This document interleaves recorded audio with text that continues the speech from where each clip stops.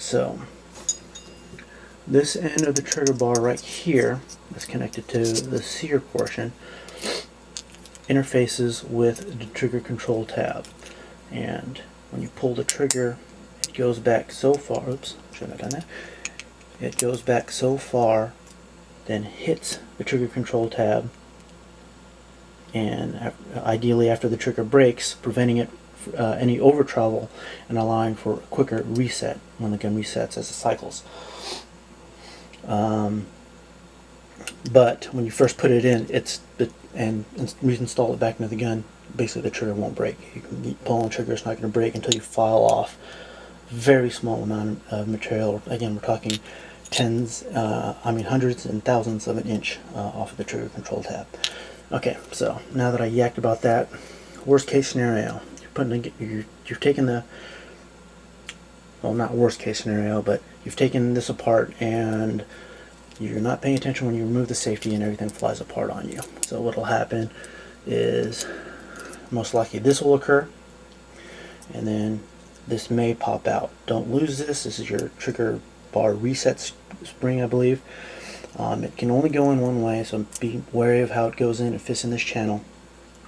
Okay, if this pops off right here, just slide that hole back onto the spring right there. What I need to what helps in reassembling this is knowing that in the ejector right here there is a tab on the trigger bar right there that needs to ride in this channel right here within the ejector. So when the gun is apart like this, or the fire control system is apart like this, I put the ejector up, I pull on it and set that tab on the trigger bar into that channel on the ejector, making sure that the trigger return spring, or the trigger bar return spring, is underneath the sear portion. Okay, once I have that set in, go ahead and hold it to maintain everything in its place. This is presuming you're either going through the process of fitting this, or you're doing your final assembly after you fit it. Okay, set the trigger bar or reset in there, or the Ghost rocket. Okay, I rest everything on over the Ghost, so you have, it goes fire control housing, trigger bar reset, or the Ghost rocket, and then the end of the trigger bar. Okay, and what I do is I use this tab on the safety to hold everything in place. Okay, so I can go ahead and let this go now, and it's relatively secure. Okay, I take the safety lever, lift it up until the hole for the detent and detent spring is just at the edge of the safety lever. Okay, being very careful, I drop that in there, not upside down. Again, on my weird angle in relation to the tripod. I used to do this with a punch, but I found the more things I have in my hand, the more things slip and this thing goes flying and I have to go hunting for it for an hour. So I just use my thumbnail and press the plunger down, or the detent down, and then close the lever over it. It clicks into place and everything's back together. Okay? So reassembling the gun, it's easier for me, and my gun's kind of cruddy. I haven't cleaned it after putting about 50 rounds through it. I put the trigger through the hole in the frame, and everything will kind of loosely fall into place. Okay, before I install the cam block, similarly to what I did with the manual safety, I push it down until the channel, or rather this dog leg in the channel, is just about to dip into the frame. See if I can do this from this angle. It's easier to do if I'm not worrying about filming it at the same time. So I go ahead and set the pin retainer into its channel, and it won't fit in completely because it needs some spring tension right here. This leg has got to go into the channel above this hole here. So I go ahead and pop that in with my punch, and again it's difficult from this angle. I might cheat and do it off camera. See if I use a bigger punch. So pop that into that channel and set the cam block into the gun. Okay, and press the fire control housing in the rest of the way. Okay, take my first cam block pin. This groove in the cam block pin goes on the left side of the frame. because that's where that pin retaining clip is. Okay? If you install it correctly, if it's oriented the proper way, you should hear a light click as it sinks into place.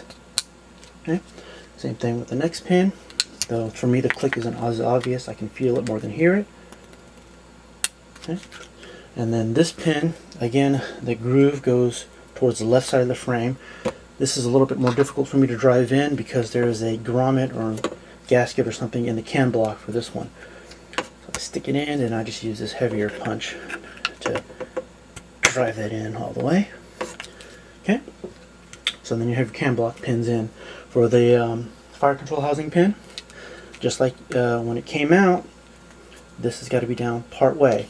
The other thing is that this, see if I can get a good shot, hopefully I'm getting a good shot here, I won't know until later, but the flat end of this fire control housing pin, there you go, right there, I line that up along facing the angle of the manual safety. Okay, it can only go in that way. If your fire ejector is pressed down the right amount, this pin drops right in. And set your ejector up or down and it's locked in there. It took me a while to understand just how much that ejector had to go down, and I'd fight this pin. But as I said previously, installing the Ghost, you become an expert at disassembling a gun down to that level. Okay, so now that I've yapped on enough, go ahead and set the ejector down and make sure the trigger's forward so you can reassemble the gun. Let's slide back. I just go ahead and pop the ejector back up. Put your takedown pin back in. Function check the gun. Trigger breaks. Safety won't go up with the trigger back. Cycle the slide. Trigger goes up. Does not go off. Move the trigger. The safety. Trigger breaks. Cycle the gun. Trigger resets. Break. Cycle the gun. Oops, sorry. Cycle the gun. Pull it. Slowly pull the slide forward, and it shouldn't break or reset until it's in battery. And then that's it. It's probably a little bit more difficult the first time you do it than what I described here, but hopefully seeing some of those angles and seeing how some of those parts are in relation to each other outside or beyond a two-dimensional photo will help some people. So